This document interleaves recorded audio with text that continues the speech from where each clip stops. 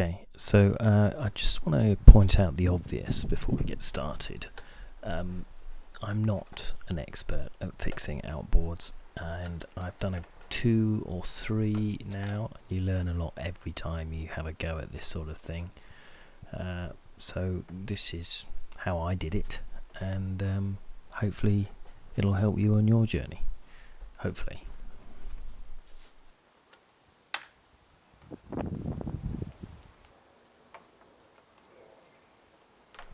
So this popped up on eBay, not too far away from where I live, and I just really liked it. It's just small and light and just cute looking.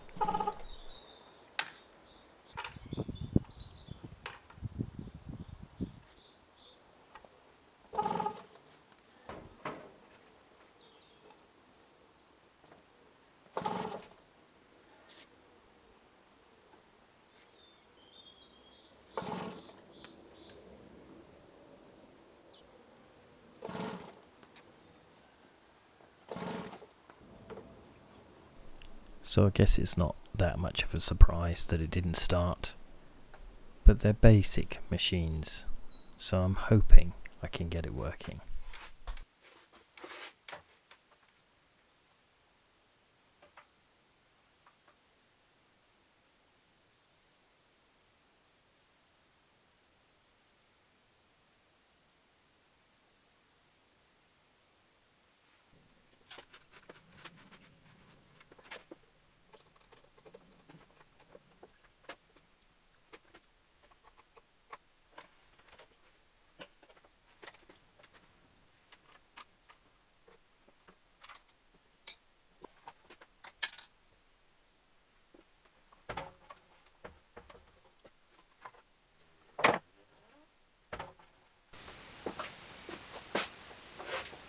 I'm developing a real taste for working on these old outboards.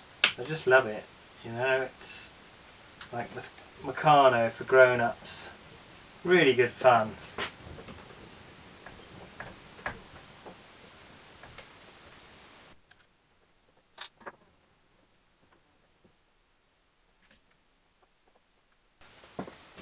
Yeah. So if you could if the worst comes to the worst, we're gonna have to. Ah! What was that?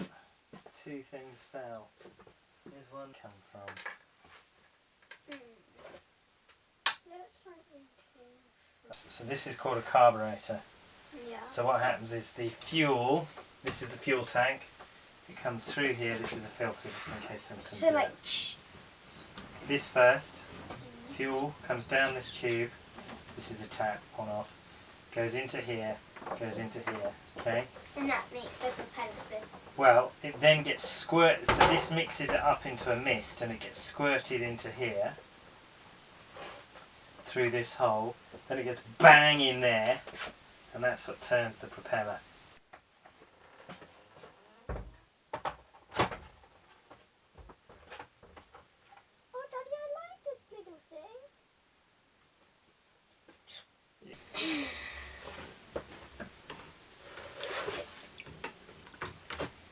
What is that? Oil. Yeah, it's white spirit, it's good for... Does it taste nice? No, you don't want to drink it, Danny. It'll poison you. Okay. That's like saying it doesn't taste nice. Yeah, and then some.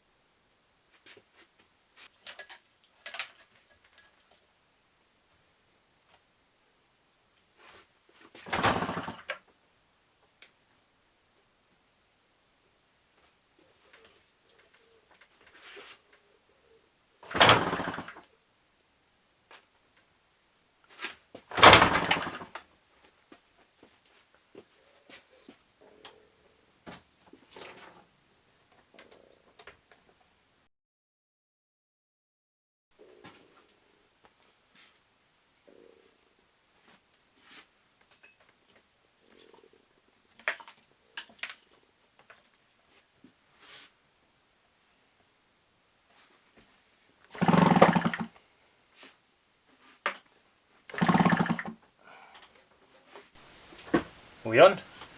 So, the plot thickens. I looked up this really good guide which helped me to do some further testing. So she's not starting, it's got a new spark plug, there's fuel definitely getting to the carburetor. So if I turn this dial here, fuel drains out of the bottom of the carburetor. But we got an electrical issue as well. So this is the HT lead here. So it comes off here, sends a pulse of electricity to here to create the spark. And the guide suggested that I do a resistance test. So you set your multimeter to ohms, 20, and the idea is if the reading is between 3 and 15, then you've got okay resistance.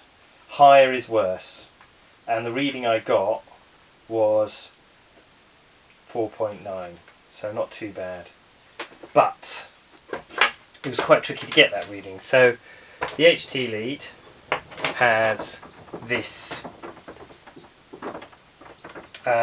spark plug cap, okay, and I wasn't getting, when I put the wire, the point from the multimeter into here, and you put the other one on an engine block, I wasn't getting a reading at all, okay, so which suggests to me there was a break in the circuit. And you can test that as well by turning the multimeter to this setting here, which just makes a buzzing noise if you get a connection. So I was like, okay, so what's the problem? So I couldn't get a connection between the end cap through to the engine block, which is still attached to here. So I took the end cap off, really simple, it just screws off. It's like a wood screw going down the end of the wire. How basic is that? So if I put this on here and do my ohms test, I get my 4.9, so that is working. So then I was like, okay, well, why wasn't I getting that when I was doing it from here onto the end of the cable? So maybe there's a break here. So going back to just the connection test, if I put one end into here and the other end on here, I'm not getting the buzzing noise, so there's definitely a break in here, and I've tried taking it apart to see if I can see the innards, and I can't. It's like definitely a problem. Why is there no current? Why is there no link between the two ends? There's something broken in here. Okay, so this is a bodge and almost embarrassing to show on TV, but I haven't got an HT lead and I couldn't find. Okay, so I've ordered some parts and I will post the second part of this video as soon as they arrive.